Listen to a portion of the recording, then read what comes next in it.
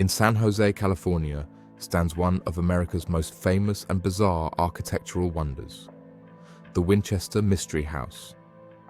It is a mansion born from grief, unimaginable wealth, and according to a legend that has echoed for over a century, a deep-seated fear of the supernatural. Its labyrinthine corridors, doors that open to solid walls, and staircases that ascend to ceilings have become iconic symbols of a haunting in American folklore.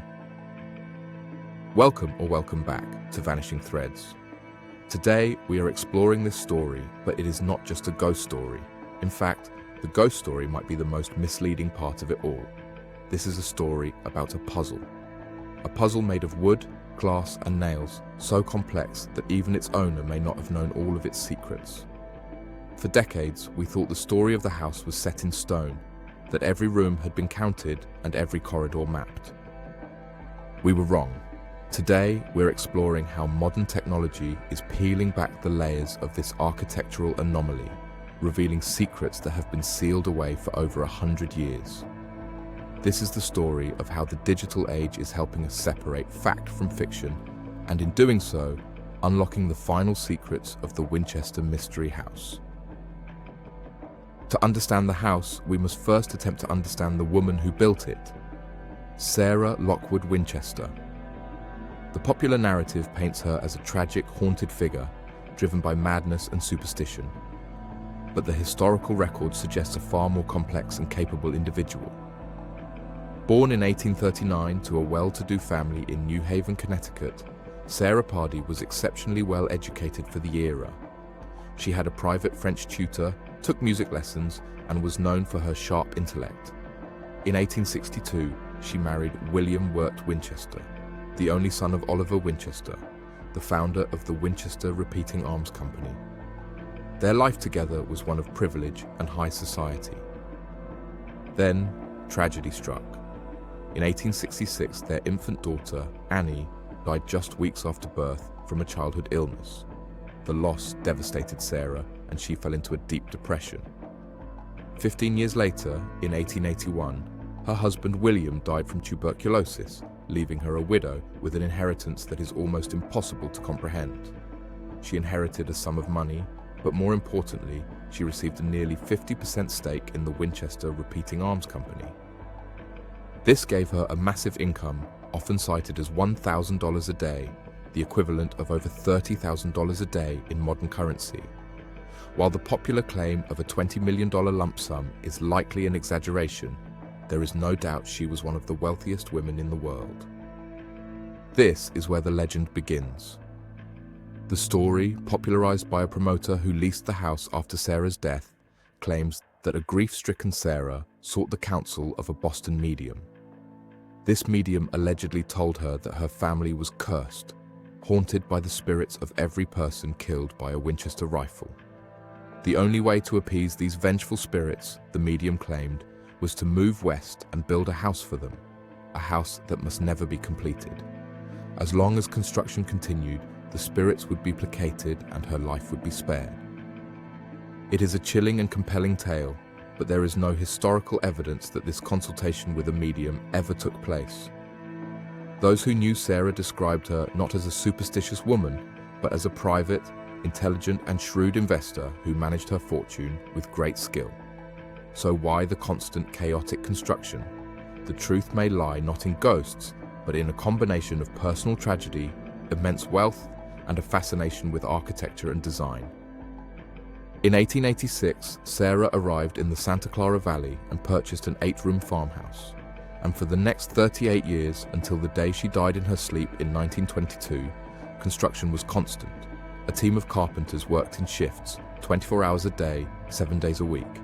The farmhouse grew into a sprawling, chaotic mansion, seemingly without a master blueprint. This is where the famous oddities arise.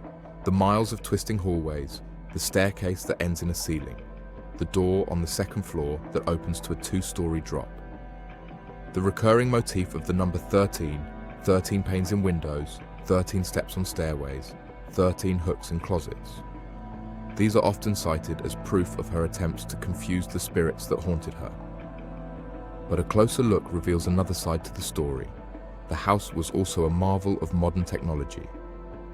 Sarah Winchester, a woman with no formal architectural training, equipped her home with features that were incredibly advanced for the era. It had steam and forced air heating, modern indoor toilets and plumbing, and 3 elevators, including a rare horizontal hydraulic piston elevator. It had a sophisticated internal communication system and a gas lighting system that could be turned on with the push of a button. These are not the additions of a woman lost in superstitious delusion. They are the work of a forward-thinking innovator, a tinkerer with a boundless budget and an endless curiosity. Many historians now believe the continuous construction was a form of philanthropy. In an era with no social safety net, Sarah Winchester employed hundreds of local craftsmen, providing them with steady work for decades. The house was her grand project, a creative outlet, and a way to contribute to the local economy. The bizarre designs? They could be the result of her own amateur architectural experiments, or perhaps a way to keep her workforce employed when she had no other immediate plans. After all, if a staircase is built incorrectly, it must be torn down and rebuilt, creating more work. For decades, the house stood as a monument to its own legend. But the story took a dramatic turn on April 18, 1906. At 5:12 a.m., the Great San Francisco earthquake struck. The quake, with an estimated magnitude of 7.9, devastated the region. The Winchester mansion, with its unconventional and top-heavy design, was severely damaged. The magnificent 7-story tower collapsed. Chimneys crumbled, plaster cracked, and the house was twisted on its foundations. The legend claims Sarah was trapped in her favorite bedroom, the door jammed shut, and that it took servants hours to free her. She supposedly saw the quake as a sign from angry spirits, prompting her to board up the damaged front 30 rooms of the house forever. However, there is no verifiable evidence that she was even in the San Jose home during the earthquake. Letters suggest she was most likely at her other residence in Atherton.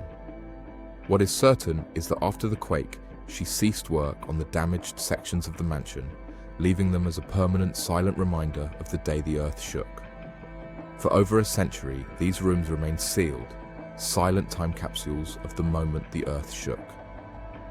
For decades after her death, the house stood as a tourist attraction, its story and its room count seemingly fixed at 160. But the house is not just a relic of the past. It is an active, ongoing preservation project. And this is where our story takes a digital turn. Maintaining and even understanding a structure this complex is a monumental task. The original plans, if they ever existed, are long gone.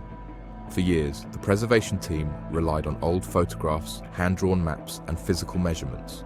But today, they have a new set of tools.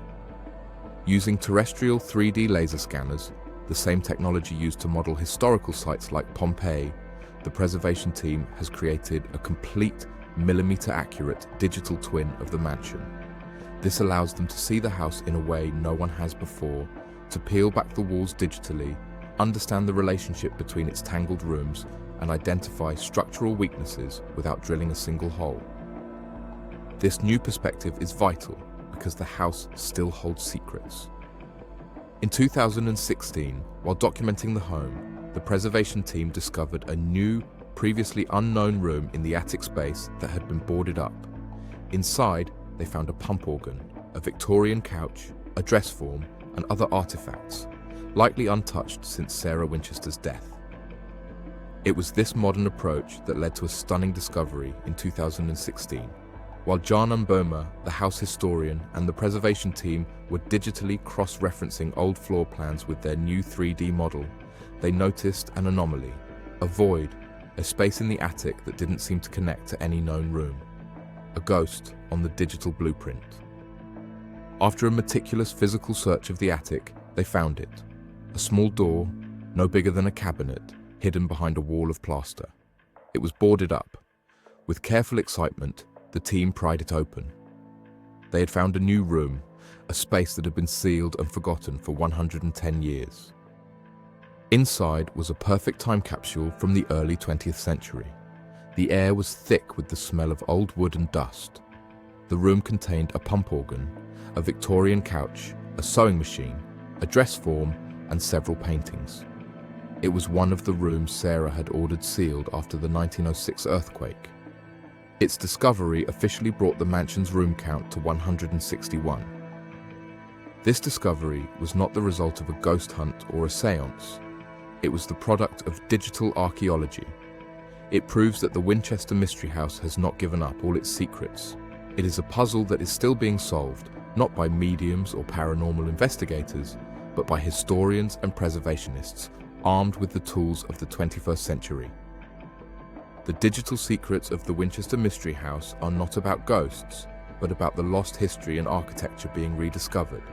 Each new discovery, aided by technology, helps us strip away the layers of legend and see the house and the woman who built it more clearly.